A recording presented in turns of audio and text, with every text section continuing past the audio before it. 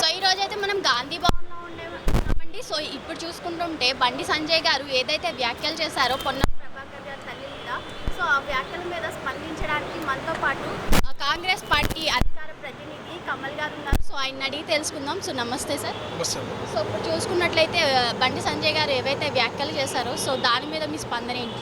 వాడు పిచ్చోడమ్మ, వట్టిగా BJP party అట్లా రోజుల మీద తిప్పుతూ ఉన్నాడు. ఎందుకంటే నువ్వు ఎంపీగా ఆ ప్రాంతం నుంచి గెలిచినావు, ఇతను మంత్రిగా ఆ ప్రాంతం నుంచి ఉన్నావు. నువ్వు ఎంపీగా కాకముందు ప్రత్యేక తెలంగాణ కోసం కుట్లాడిన వ్యక్తి పొన్నం ప్రభాకర్. ఢిల్లీలో ప్రత్యేక తెలంగాణ కోసం కుట్లాడినటువంటి ఒక టాప్ 5 పేర్లు చెప్తే దాంట్లో పొన్నం ప్రభాకర్ గారు, మధుయాశ్రీ గారు, శ్రీధర్ బాబు గారు ఇట్లా పేర్లు ఉంటాయి. ఇట్లా తెలంగాణ కోసం కుట్లాడినటువంటి వ్యక్తులు ఈరోజు తెలంగాణ వచ్చిన తర్వాత పరిపాలనలో కూడా భాగంగా మంత్రి అయితే ఆ అసూయతోటి అతన్ని ఏమనాలో తెలియక ఈ రకంగా ఆయన తల్లి గురించి నీచంగా వ్యాఖ్యలు చేశాడు. ఎందుకంటే 10 ఏళ్ళు మీరు అధికారంలో ఢిల్లీలో మీరు ఏం చేసిందో దాని గురించి చెప్పాలి. అంతేగాని రోడ్డు మీదకి ఎక్కి ప్రజా సంకల్ప యాత్ర అని చెప్పేసి ఇతరులకు సంబంధించినటువంటి కుటుంబ సభ్యులను బజార్కి ఇచ్చడం అటువంటిది ఎంత నీచమైన హేయమైన చర్య. నువ్వేం మాట్లాడలే. 2 నెలలు అయితే కాంగ్రెస్ పార్టీ వచ్చి కాంగ్రెస్ పార్టీ ప్రభుత్వంలో తప్పు అయితే తప్పు గురించి విమర్శించాలి. సిగ్గు శరణం లేకుండా ఆయన పొన్నం ప్రభాకర్ అన్న తల్లి గురించి అట్లా మాట్లాడేటువంటిది, అట్లాంటి వాడి గురించి మాట్లాడాలంటే మనకే సిగ్గు అనిపిస్తూ ఉంది. ఎందుకంటే మొన్న మనం చూసుకున్నట్లయితే రేవంత్ రెడ్డి గారి మీద కూడా బాల్కా సుమన్ చెప్పు ఎత్తి చూపించడం జరిగింది. సో ఇలాంటి పర్సనల్ అటాక్స్ అనేవి కాంగ్రెస్ పార్టీ నాయకుల మీద ఎందుకు జరుగుతున్నాయి?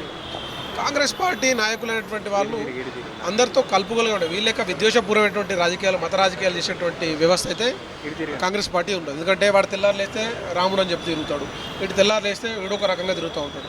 మీరు చూడండి, భారతదేశంలో హిందువులుగా ఉన్నటువంటి చెప్పబడుతున్న ప్రతి ఒక్కరు ఎంతమంది ఉన్నారు మెజార్టీ హిందువులు, ప్రతి ఒక్కరు ఇంట్లో వాళ్ళ ఇంట్లో పూజలు చేసుకోరా. వీడే రాముడిని తీసుకొచ్చి వీడు రాముడు అనే దేవుడు మేమే సృష్టించినట్టు వీళ్ళు బిహేవ్ చేస్తారు. మేము ఏం చెప్తున్నాం అంటే, రాముడు మీకు ఒక్కరికే కాదురా, భారతదేశంలో మాకు అందరికీ దేవుడు. కానీ మీరు ఎలక్షన్ టైంలో పాటు రాముడిని దేవుడు చేస్తారు, మిగతా టైంలో రాముడిని మర్చిపోతారు. మేము ఎలక్షన్ ఉన్నా లేకున్నా మాకు ఇష్ట దైవాన్ని మేము పూజించుకుంటాం. మాకు ఎట్ ద సేమ్ టైం మాకు ప్రజలే దేవుళ్ళు అనేటువంటి కాంగ్రెస్ పార్టీ సిద్ధాంతం. ఆ సిద్ధాంతంతో మేము పోతుంటే కాంగ్రెస్ పార్టీ రాష్ట్రంలో అధికారం వచ్చింది. రాహుల్ గాంధీ గారికి సంబంధించినటువంటి భారత్ జోడో న్యాయయాత్ర ఏదైతే ఉందో విజయవంతంగా సాగుతున్న ఈ క్రమంలో పూట ఏ రకంగా అయినా దాన్ని దృష్టి మరల్చడం కోసం ఇట్లాంటి నీచమైనటువంటి మాటల ద్వారా ప్రజల్లో వస్తున్న స్పందనను దూరం చేయడం వాళ్ళ యొక్క ఉద్దేశం. అంతే తప్ప ఇట్లాంటి మూర్ఖులకు ఆల్రెడీ మొన్ననే రీసెంట్గా కరీంనగర్లో కూడా వాళ్ళు ప్రజలు బుద్ధి చెప్పారు. మళ్ళీ రాబోయే ఎలక్షన్లు కూడా చూడండి, వీనికి బరాబర్ ప్రజలు బుద్ధి చెప్తారు. ఎందుకంటే వీళ్ళు ఎందుకు దింపిళ్ళు? బీజేపీ రాష్ట్ర అధ్యక్షుడు హోదా నుంచి 500 కోట్ల కుంభకోణం చేసి వీళ్ళు దింపారు.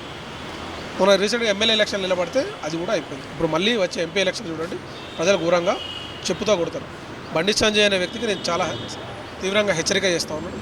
పొన్నం ప్రభాకర్ గారి తల్లిగారి అయినా ఎవరైనా సరే కుటుంబ సభ్యుల గురించి అనుచిత వ్యాఖ్యలు ఇకపైన ఎక్కడైనా చేస్తే అదే కరీంనగర్ లోపల బట్టలు ఇప్పి కొడతామని చెప్పి హెచ్చరిస్తున్నాను.